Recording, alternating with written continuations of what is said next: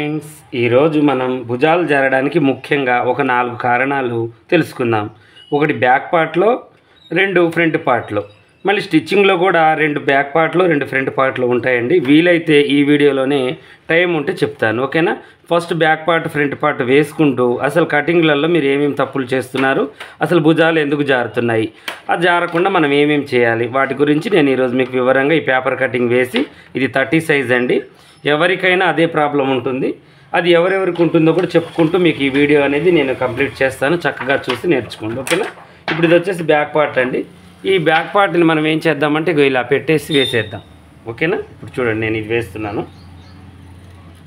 ఎందుకంటే ఇప్పుడు నేను కొలుచుకుంటూ వేయడం ఎందుకని చెప్పేసి నా దగ్గర ఎలాగో పేపర్ ఉంది కదా. నేను ఎక్కువ ఎవరైనా అర్జెంటు 30-30 సైజు వాళ్ళు వచ్చారనుకోండి, దీంతో గీసి ఆ మెడలో అవన్నీ చెక్ చేసి చక్కగా వెంటనే కటింగ్ అనేది చేసేసుకుంటాను అనమాట. అలా ఉంటుంది, ఓకేనా?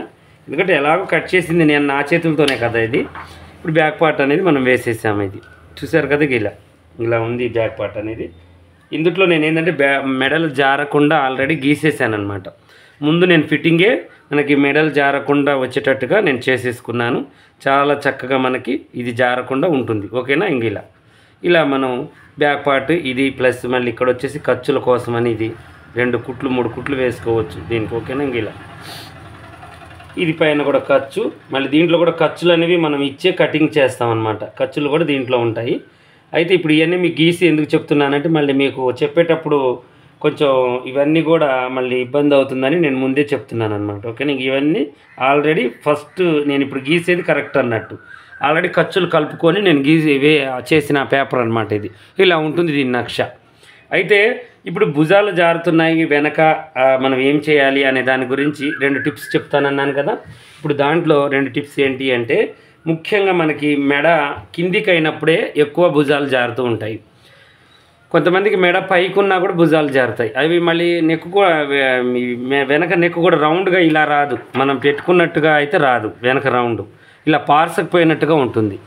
అదేంటంటే మెడలు వెడల్పుగా ఉన్న వాళ్ళకి మెడ మీద లూజ్ వస్తుంది, ఇక్కడ ప్లస్ పార్సకపోయిన ఉంటుంది. అది ఏంటి అంటే షోల్డర్ కరెక్ట్గా పెట్టకపోవడం వల్ల ఆ ప్రాబ్లం ఉంటుంది.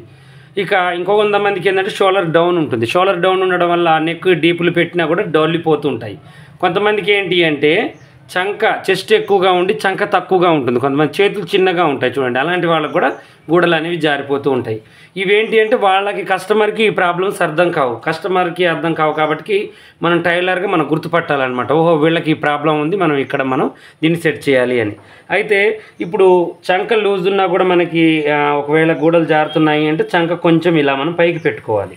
పైకి పెట్టుకుని టైట్గా కుట్టుకుంటే దీనివల్ల కూడా మనకి గూడలు జారకుండా ఉంటాయి. ఇంకొకటి రెండోది ఏంటి అంటే మనకి ఇలా మనం నెక్కు వేస్తాం కదా, ఇది నెక్కు. ఇప్పుడు ఇది అంచు అనమాట. ఇటు అంచు ఇక్కడ నుంచి ఇక్కడ మనం ఎంత పెడుతున్నామో మనకు అది చాలా ముఖ్యం అనమాట.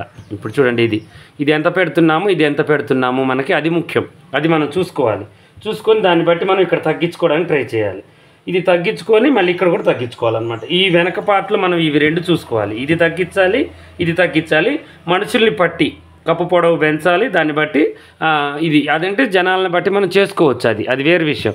కానీ ముఖ్యమైన పాత్రలు ఏంటంటే వెనక పార్ట్లో మనం చేయాల్సినవి ఇవి 2. ఒకటి వెడల్పు తగ్గించుకోవడం, ఇంకోటి ఏంటంటే ఈ పొడవులో కొంచెం ఇది క్రాస్గా ఇలా కట్ చేసుకోవడం అనమాట. అలా చేసుకోవడం వల్ల వెడల్పు కూడా ఇక్కడ కాదు, ఓన్లీ ఇక్కడ తగ్గించుకోవాలి. ఇది నేను ఇంత ముందు వీడియోలలో కూడా 2-3 సార్లు నేను మీకు వివరించాను.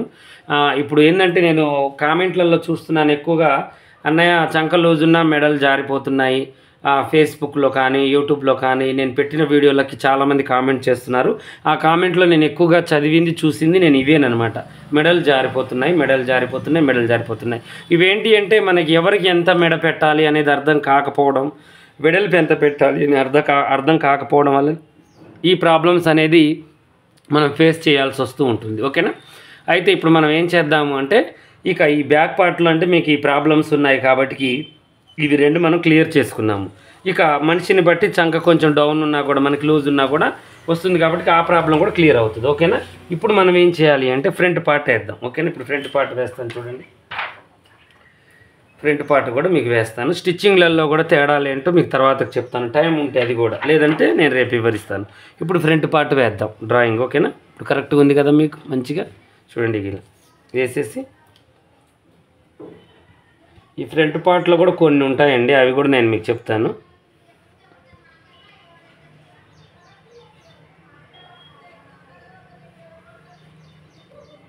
ఇలా ఇది ముందు మేడ, ఓకేనా. ఇలా గీసుకున్నాము. ఇలా గీసుకున్న తర్వాత ఇప్పుడు చూడండి ఇలా వచ్చేసింది ఫ్రంట్ పార్ట్. మనకి 30 సైజ్ అండి. నా దగ్గర అన్ని సైజులు అవైలబుల్ ఉంటాయి. కావాలనుకునే వాళ్ళు చాలామంది తెప్పించుకుంటున్నారు. నేను ఎక్కువ ఏంటంటే ఏదైనా బ్లౌజులు వచ్చినప్పుడు ఫస్ట్ ఇలా గీసుకున్న తర్వాత ఈ పొడవు కొలుచుకుంటాను, ఒకసారి మెడ ఒకసారి కొలుచుకొని, తక్కువ ఉంటే తక్కువ ఎక్కువ ఉంటే ఎక్కువ పెట్టేసుకుంటాను అంతే. ఇక ఆమ్ హోల్ ఒకసారి కొలుచుకుంటాను, కొంచెం కిందికి కనిపిస్తే పైకి గీసుకొని కటింగ్ చేసేసుకుంటాను అనమాట. అలా కొంచెం మార్పులు చేసుకుంటాను. ఎందుకంటే మనకి ఏకదమ్గా ఇలాంటి డ్రాయింగ్ రావాలి అంటే ప్రతిసారి మనం ఆలోచించలేము. ఒకసారి ఫిక్స్ చేసి పెట్టామనుకోండి ఈ షేపు ఈ వెడల్పు సరిపోతుందని నేను అలా చేశానమాట. ఇప్పుడు గూడలు జారకుండా ఉండాలి అంటే మనం ఏం చేయాలి అంటే, ఒకటి ఫస్ట్ బ్యాక్ పార్ట్ కన్నా కూడా ఫ్రంట్ పార్ట్, మనం బ్యాక్ పార్ట్ కట్ చేసాం కదా, ఇప్పుడు ఇది బ్యాక్ పార్ట్, దీన్ని బట్టే కదా మనం ఫ్రంట్ పార్ట్ కట్ చేసుకునేది. ఇది వేసుకునేటప్పుడు మీరు ఏం చేయాలి అంటే, ఇప్పుడు ఇలా ఉంటుంది ఇది, ఓకేనా. కొంచెం మీరు ఏం చేయాలంటే ఇలా జరపాలి, ఓకేనా. అర్థమైంది. ఇది ఇలా ఉన్నదాన్ని ఇలా జరపాలి. ఇక్కడ ఏం కదిలియొద్దు, మీరు మొత్తం కరెక్ట్గానే ఉంచి ఆ పీస్ని కొంచెం దాన్ని ఇలా జరిపి డ్రాయింగ్ వేసుకోవాలి. ఇలా జరిపి డ్రాయింగ్ వేసుకోవడం వల్ల ఏమవుతుందంటే వెనక మెడని కూడా ఇది పట్టేసే అవకాశం ఉంటుంది అనమాట. జారకుండా ముందుకు గుంజి పడుతుంది. ఇక్కడ రౌండ్గానే వస్తుంది, ఇక్కడ ఆఫ్ చేస్తుంది అనమాట. మనకి ఇంకా కొంచెం పట్టు అనేది ఉంటుంది. ఇక ఇంకొకటి ఏంటంటే ఇక్కడ కొంచెం తగ్గించుకోవాలి. ఈ మెడల దగ్గర ఒక టిప్ అయిపోయింది, ఇక్కడ కొంచెం తగ్గించాలి. మనం వెనక తగ్గించింది కాక ఇంకా జారుతుంది అన్న వాళ్ళకి మూడో స్టెప్ ముందు తగ్గించుకోవాలి, తర్వాత ఇక్కడ తగ్గించాలి. రౌండ్గానే ఉంచి మళ్ళీ ఈ రెండు మాత్రం మనం చేసుకుంటే ముందు మెడ జారకుండా ఉంటుంది. ఇంకొకటి ఏంటి అంటే, ఇది పొడవు ఎక్కువైనా ఈ ఫ్రంట్ పార్ట్ అనేది ఎక్కువగా పొడవైనా కూడా లూజ్ తన్ని మెడ అటు డొల్లిపోయే అవకాశాలు ఉంటాయి. అందువల్ల మనం ఏం చేయాలంటే ఇక్కడ కొంచెం ఇలా తగ్గించుకోవాలి, అర్థమైందా. అప్పుడు ఈ చెస్ట్ భాగం దీని మీద పడిపోయి టైట్గా పట్టి అప్పుడు ఆఫ్ చేస్తుంది అనమాట. మరి లూజ్గా కట్ చేసినా మరి టైట్గా కట్ చేసినా ఏ ప్రాబ్లం ఉన్నా కూడా మనకి ఏమవుతుందంటే గూడలు జారడము, పట్టేయడము, పీక్కొచ్చినట్టుగా ఉండడము, ఏదో ఒక ప్రాబ్లం అనేది మనకి వస్తూనే ఉంటుందన్నమాట స్టిచ్చింగ్లో కానీ కటింగ్లో కానీ. ఇవి ఇప్పుడు నేను చెప్పినవి మీరు పాటించారనుకోండి, ఇక లైఫ్లో మీకు బ్లౌజ్ ఎవరిది కూడా తేడా రాదు. అందరిది జారుతాయంటే జారవు. మనం చేసిన కటింగు 100లో 50% సెట్ అయిపోతాయి. చాలామందికి సెట్ అవుతాయండి, తేడాలు అనేవి రావు. కొంతమందికి ఎవరికి అంటే ఇంకా కొంచెం మందికి జనాలకి ఏంటి అంటే తేడాలు అనేవి వస్తూ ఉంటాయి అన్నమాట. అవి ఎలా అంటే ఇప్పుడు నేను చెప్పాను చూడండి, అలా అవి మార్చుకుంటూ చేయాలన్నమాట. అందరికీ సేమ్ చేయొద్దు. ఈ మెడ అందరికి ఒకలాగానే ఉంటుంది, ఈ మెడ అందరికి ఒకలాగానే ఉంటుంది, ఈ షోల్డర్ ఒకలాగానే ఉంటుంది అని అనుకోవద్దు.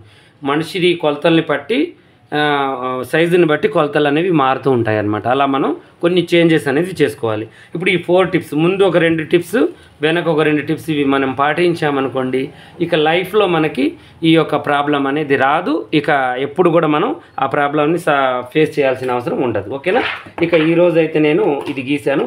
స్టిచ్చింగ్లో వీలైతే నెక్స్ట్ వీడియోలో పెడతాను. దీన్ని ఇంత కామెంట్లో అడగండి, స్టిచ్చింగ్లో ఏంటి అన్నాయి అని చెప్పేసి.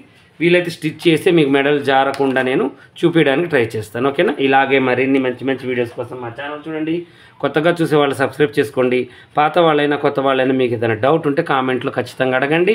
ఇలాంటి చిన్న విషయాలు అడగడం వల్ల తప్పేమీ లేదు. నాకు కూడా ఏంటంటే ఒక వీడియో అవుతుంది, మీకు ఏమి ఎక్స్ప్లెయిన్ చేయాలో కూడా ఒక అవగాహన అనేది వస్తూ ఉంటుంది, ఓకేనా.